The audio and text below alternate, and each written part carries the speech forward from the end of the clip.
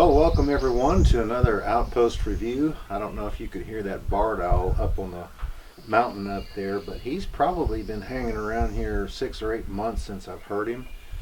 Smokey and I were actually up here probably, I don't know, I guess it was about 4 weeks ago, and I was here at the kitchen actually doing something, and all of a sudden there was a huge crash up on the mountain. So I imagine a fairly good-sized tree had fallen because it was pretty loud. So it was like me falling one of these huge pine trees. So I know that something fell up there. And I wondered if it may have been the house that he had been staying in. But evidently not, because he is still up there. And he talks to us pretty much on a daily basis. Before I go any farther, I just want to stop and say thank you very much if you are watching this and you served in any of the armed forces for this great country that we live in. You know, I know this is a little bit late, but on Memorial Day, we need to really, well, every day actually, we need to stop and really think about the men, the women, a lot of young men, just, barely men, that fought and died for the freedoms that we have in this country.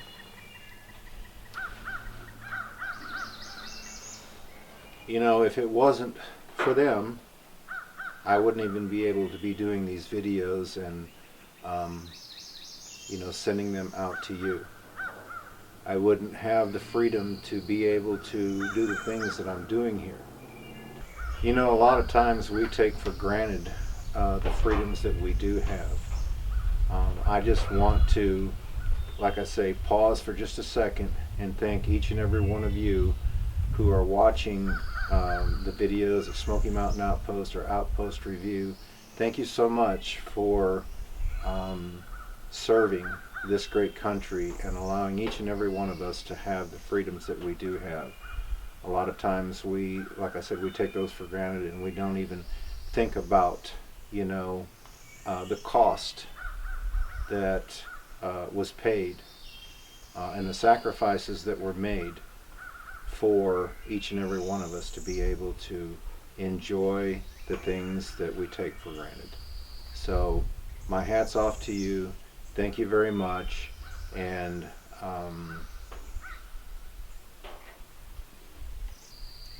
may God richly bless you and your family for the sacrifice and the time that you served. That reminds me again that I've had some comments of people saying, thank you for giving God the glory for everything that you have up here. And there's another sacrifice that was made that allows us to have the freedom that we have. And, we take that freedom for granted too a lot of times. So I want to honor that sacrifice that God, gave us, and that is the reason that I can give Him all the glory for everything that I have here, and the men and women that died, also in His honor, because this is one nation under God, and they swore an oath to that, and they served that. And so, if it wasn't for these things that I'm talking about, I probably, like I said, wouldn't even be on this camera talking at all. So I give thanks to the men and women that served in the military, and I give God and Christ the honor for the freedoms that we have today, because it's through them that we gain our strength and that we gain the freedoms that we have. So, I don't mind a bit in the world, because it's nothing that I have done within myself, but it's through those things that we have become a great nation. So I give them all the glory and all the honor. I wanted to say a few things here that I had written down. Somebody commented that I needed to get some sun on those legs. Well, that, it's nice, but it's not necessary. Um, Working around here up in the mountains, I showed you the poison that I am highly allergic to, and that's one reason that I don't wear pants a lot. And I mentioned working for AT&T, working out in the mountains. This is the type of terrain that I would be pulling wire in and climbing poles and stuff, and I wasn't about to wear pants and get poison all over my legs. So that's one reason that my legs don't hardly ever see sun. But if I'm working around the cabin or working down, around where there's no vegetation, I don't mind wearing them. It's not a big deal to me because I've wore pants most of my life, so I really don't recognize too much difference with them or without them. Um, the heat, it doesn't bother me either. So um, that's that's one reason that you see me wearing pants probably 99% of the time. But every once in a while, I'll throw on some shorts. Somebody else wanted to know was the fat. If the fat wood is so flammable, what about cutting the trees with a chainsaw? I don't believe I've ever heard of anyone starting a fire, cutting the pines that contain a lot of that sap, ever have starting a fire. There's a possibility that the muffler on the chainsaw could start a fire because it's hot, but just running the chain, sawing the tree, I've never heard of that, so, I'm not really concerned about that. But it is combustible. It will take a spark. Hopefully, you're cutting through the tree up there in the woods. There's no sparks. If there are, you probably need to stop because you're probably dulling your chainsaw, because the only thing that I know that can do that is either rocks or metal. So I would be suspicious if sparks start flying that something like that is happening and you don't want to dull your chain. Um, I also had somebody talk about horizontal bracing. Um, you know, I don't know too many homes other than the flooring joists having horizontal bracing. A lot of the lumber that we use in conventional construction here with store-bought lumber, you don't worry too much about the studs being crooked. Of course, if they dried crooked, which they try to sell a lot of those, then there's hardly no way to get those straightened up. But most of the lumber, is straight, and you don't really have any need of doing that. Now, this sawmill lumber, a lot of it is crooked. There are places that I'm going back and putting in some bracing to straighten that up. But the ones that dried straight, I don't worry too much about those. A lot of the older construction in the barns and a lot of the older homes, they didn't even do them here. The early Americans, or the early pioneers, I should say, the early Americans were actually the Indians. Um, but the early pioneers, they did do corner bracing, which they would notch out the 2x4s and run a diagonal piece um, to brace the corners to keep the house from racking. Um, and the reason that I didn't do that here because of the timber frame and also the metal or the metal plates that I actually put in place in all of the corners and the joints that I added. I didn't figure that it needed any bracing with those. But that is the reason that I haven't used any horizontal bracing. Somebody else wanted to know, have you lost weight? Actually, I have. I have lost about 30 pounds. When I started EMS years ago, I weighed around 170. And then with a lot of working and a lot of activity outside of EMS, I managed to stay around 200. But for my size frame, that's way too much. So when I quit EMS and started working out here, I started eating better, wasn't eating a lot of the fast food. The reason that a lot of people in EMS gain weight is because they're on, most of them are on a 24-hour call. Some places work less, but most of them are on a 24-hour call, and they're running calls back to back, and the only time that they can afford to stop and eat may be on the run, coming back from a call before they get their next call. Like I said before, there were many times where we stopped to try to get something to eat, and we're standing there waiting to order, or had ordered, and a call came out and we just had to go. Had to leave the food there, tell them we would come back and get it, or we were standing in line, didn't even get to order. So that's one reason that they gain a lot of weight. And then the other reason is primarily it's mental. It's not a lot of physical work, other than, maybe carrying a patient out of a wreck or cardiac arrest or stroke or whatever the call may be, where you're having to carry the person on a backboard for some ways. That's probably the only time it becomes physical. So my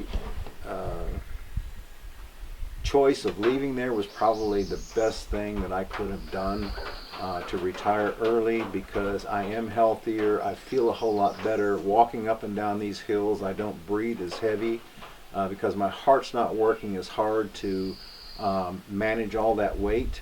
I can actually bend over and do things without my belly getting in the way. So yes, I've lost weight. I feel better. It's better for my health. And I'm also eating better because I'm doing a lot of cooking out here at the kitchen. So yes, to answer your question, I have lost weight at the tune of about 30 pounds. Someone wanted to know, what have I done to my finger? Well, I've been wearing a brace sometime. I think that I've actually got what they call trigger finger. I don't know why or how that started. It's been there for about 12 months now, but recently it got bad enough to where if I lifted anything heavy, it caused a lot of weight on that finger. I would actually have to take my other hand and because it wouldn't come back in line when I tried to move my hand. And then I injured it playing with the dog, of course, wrestling. And I don't know, it seems like I've got a knot, which could be a calcium buildup right there in that middle joint. And it's very, very, very sensitive. So I don't know if I'm going to have something done to this. I think that the trigger finger has something to do with the ligaments or the tendons in the finger. So not really sure. Trying to, use it as least I can, hoping that it will heal, but I'm beginning to think that it's probably not, so I may have to look at having something done. So that's what happened to the finger.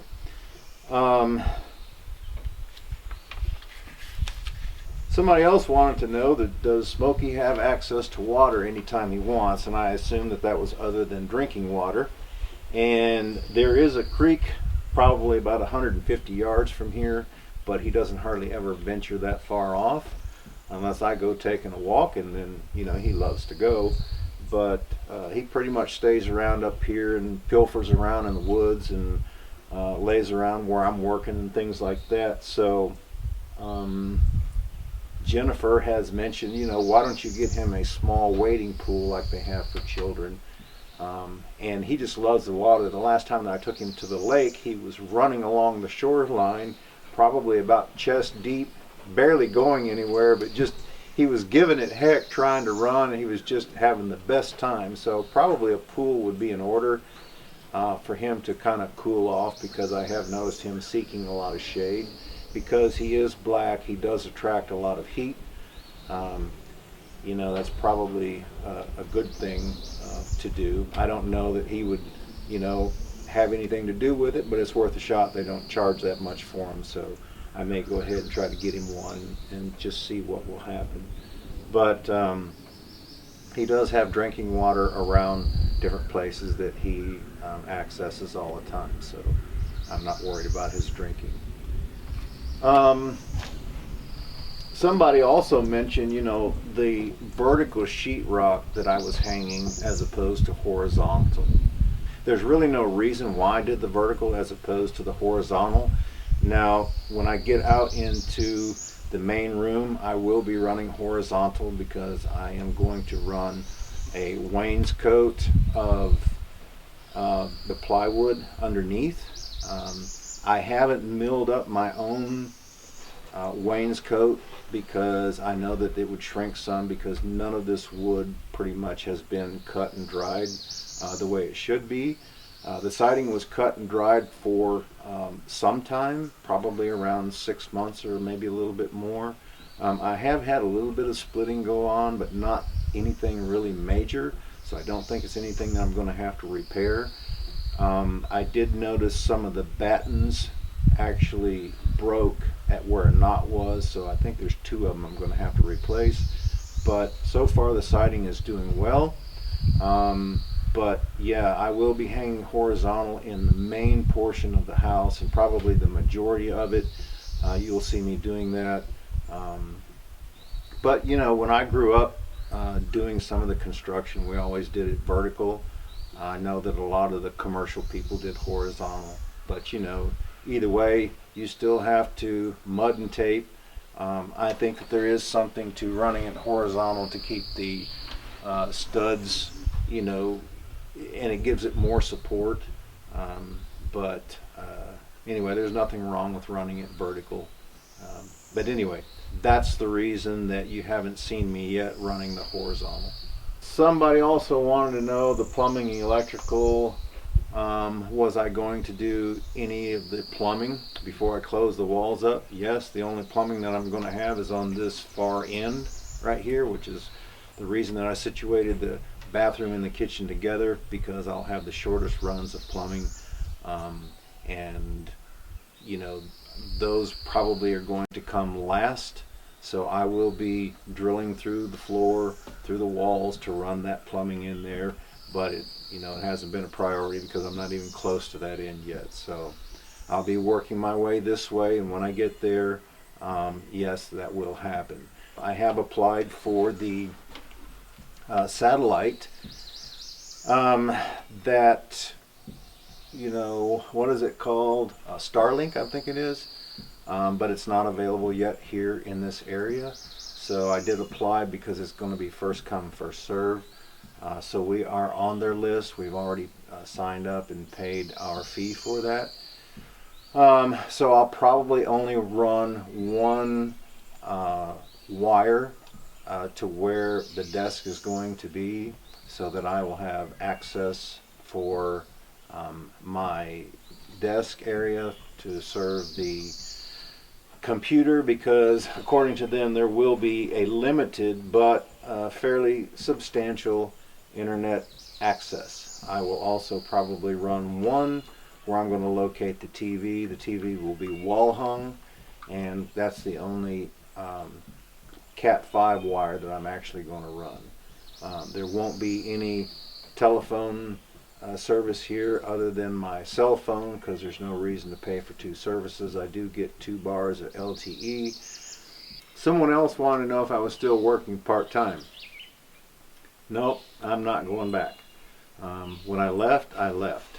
I'm not interested in doing that anymore, because I have actually more that I can do here.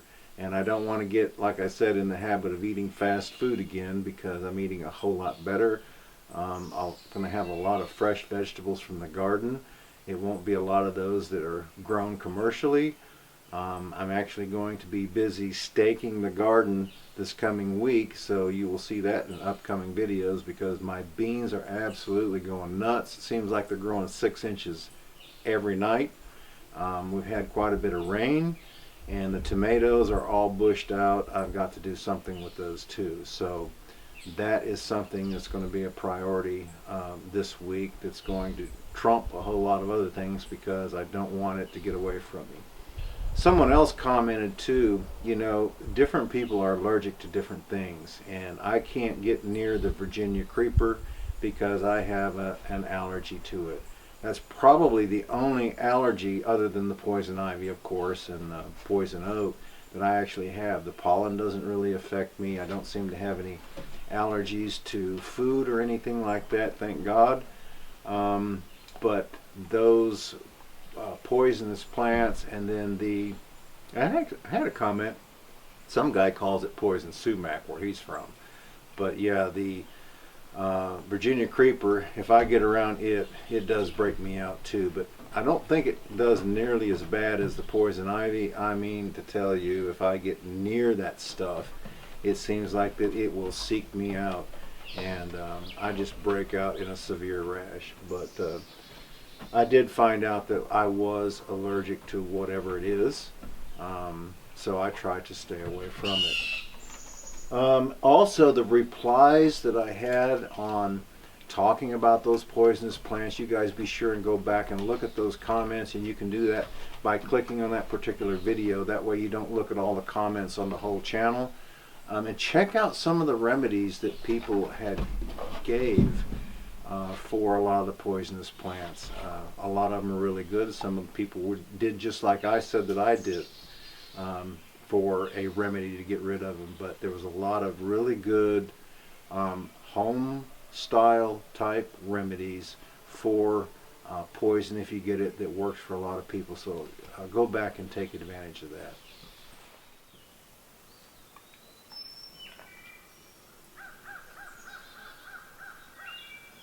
You know, guys, it's that time of the month again. It is time to pick the winner for the month of May, and also talk about what we're going to be giving away for the month of June.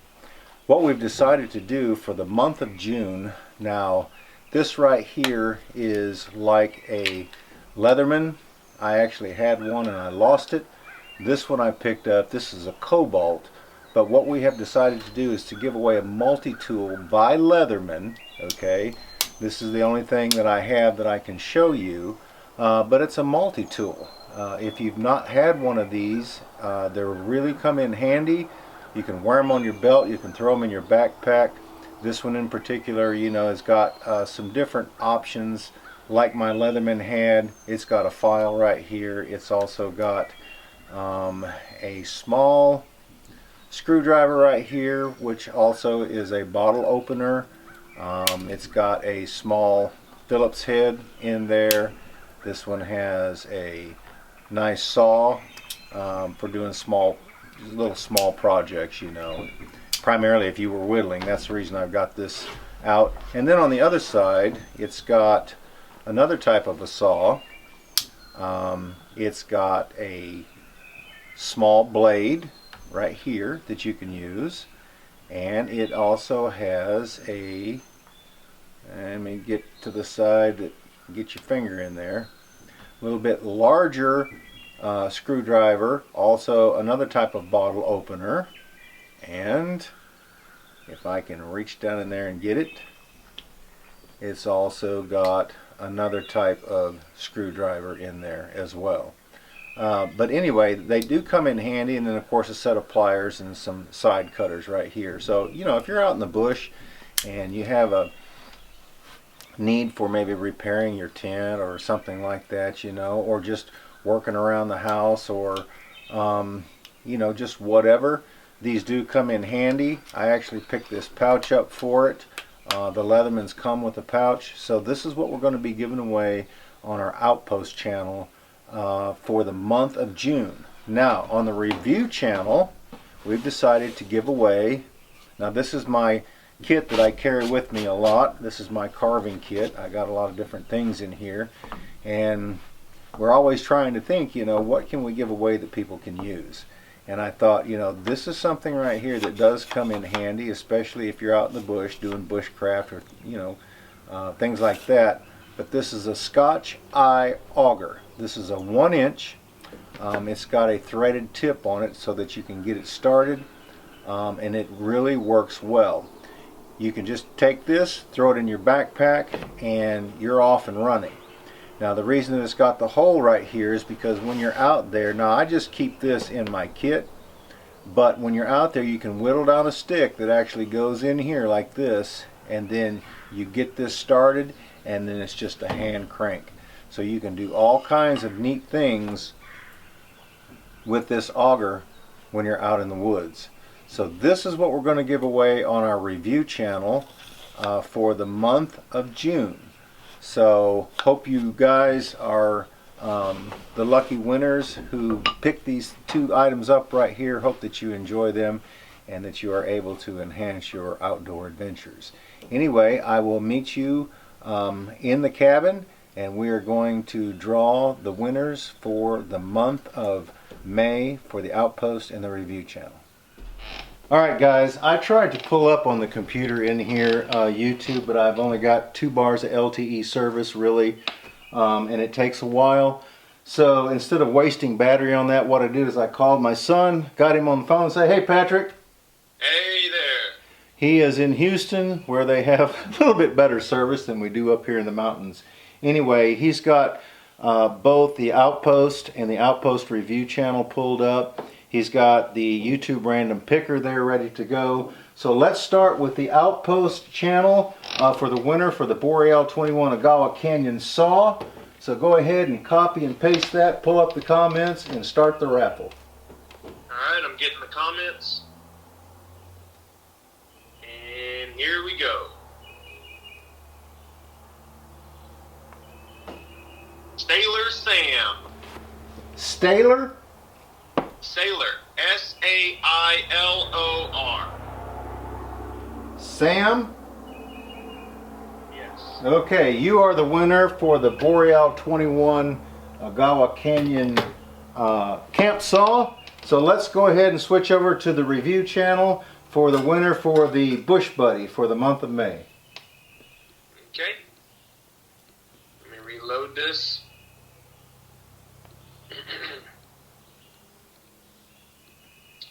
Paste the URL, get comments, and here we go.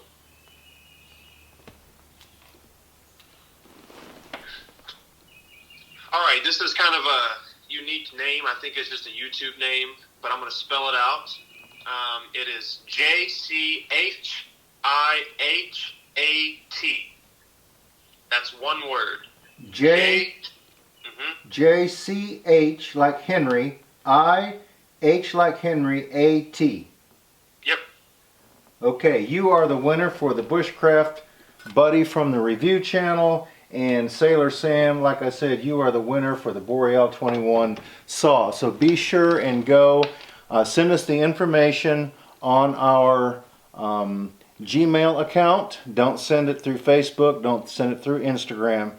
How we can get in touch with you so that we can get these items to you as soon as possible. If we don't hear from you by the end of the month, we will have to pick out another winner. And of course, we would announce that next month.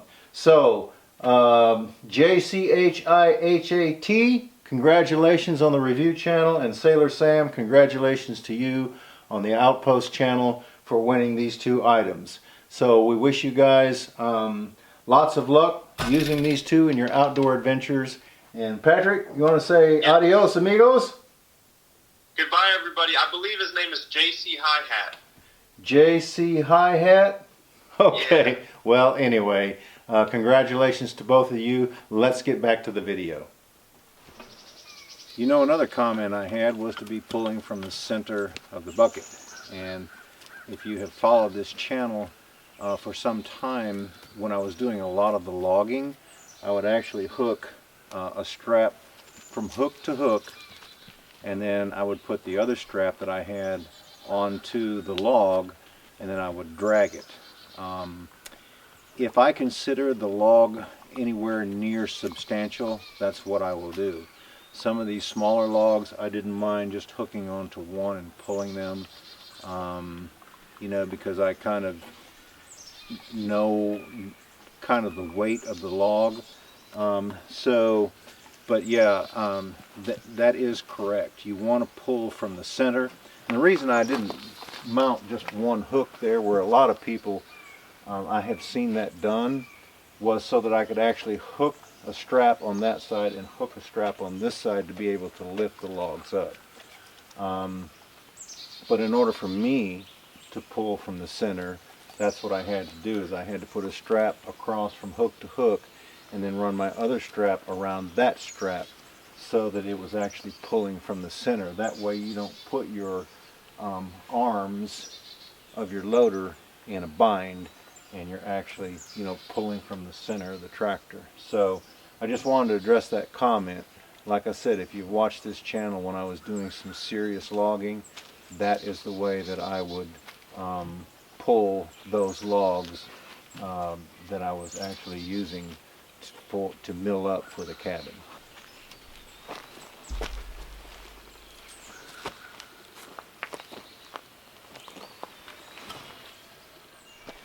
You know, another thing, my son, I was talking to him the other day, and he says, "Dad, you need to do a review on that thing that you were using to hang the sheetrock."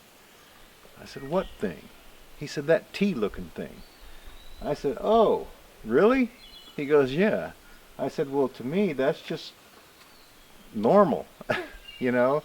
He said, "I've never seen it before, never seen it done."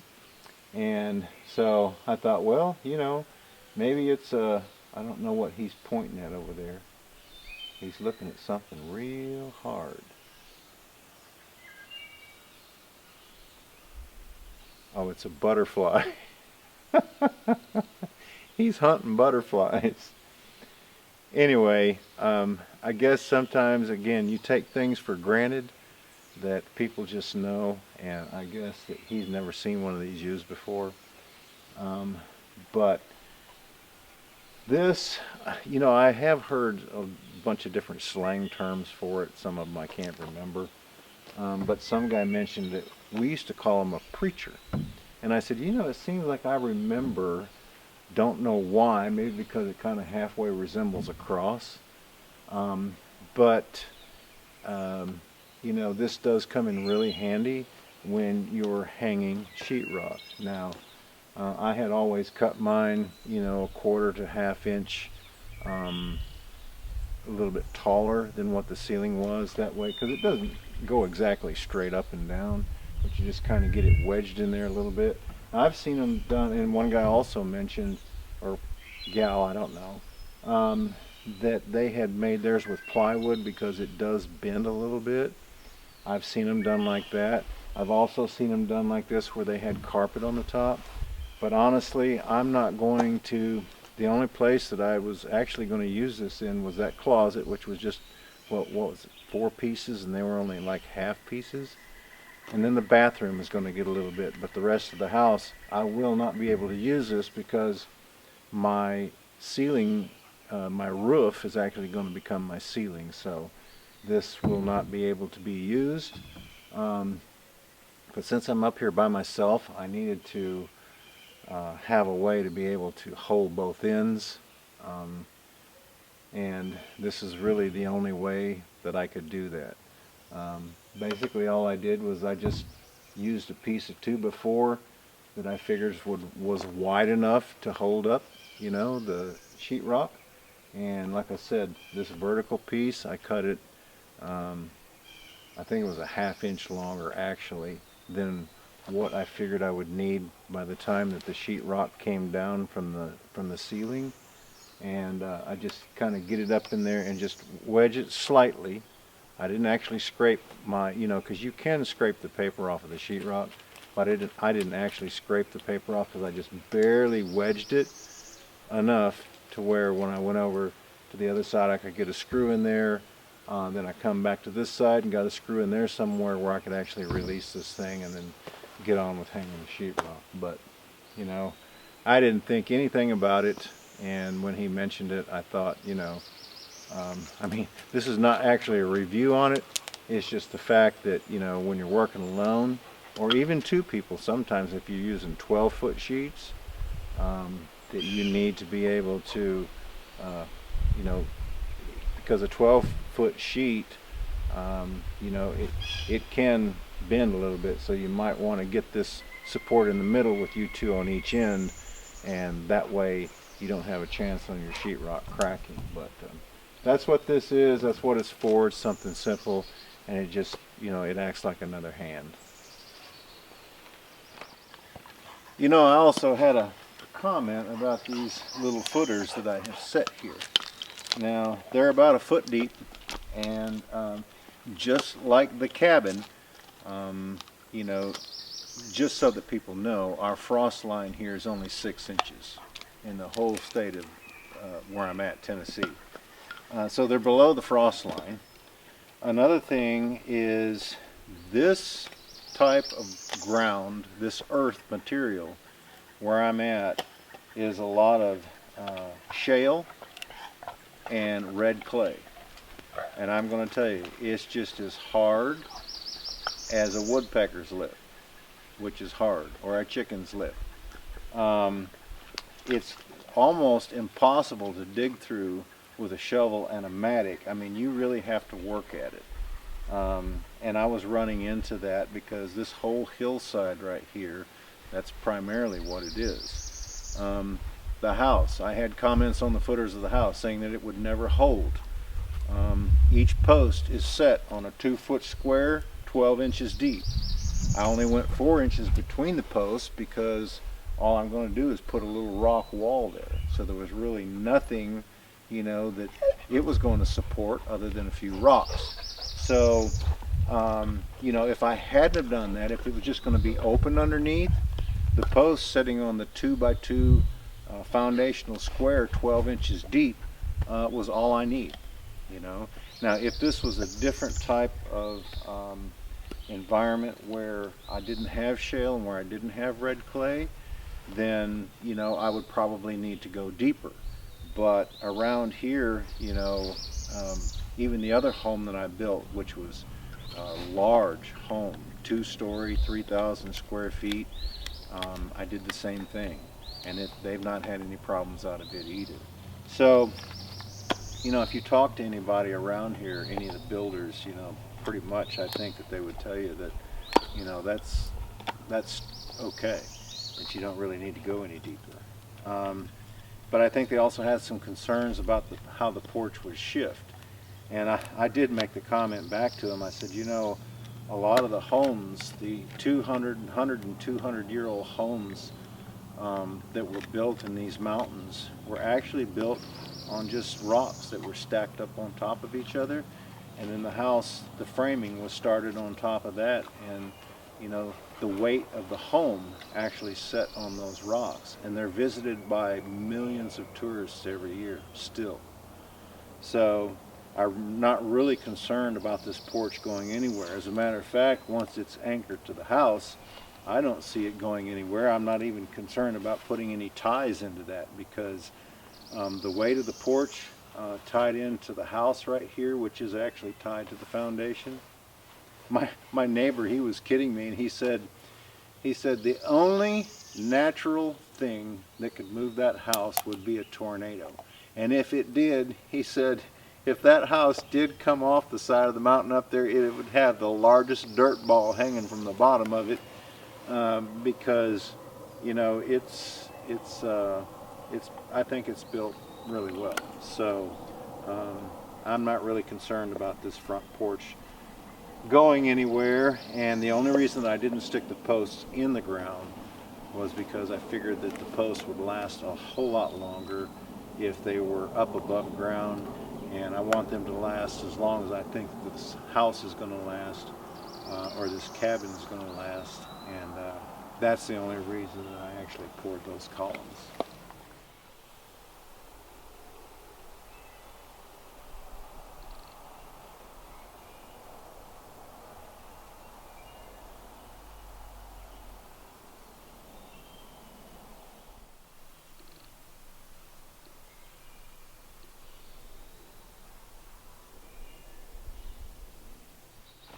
Well, I thought before I ended this video that I would take and show you, look at, I've already got, my goodness, I've got to get out here and get something done, but I've got beans trying to take over the tomatoes here.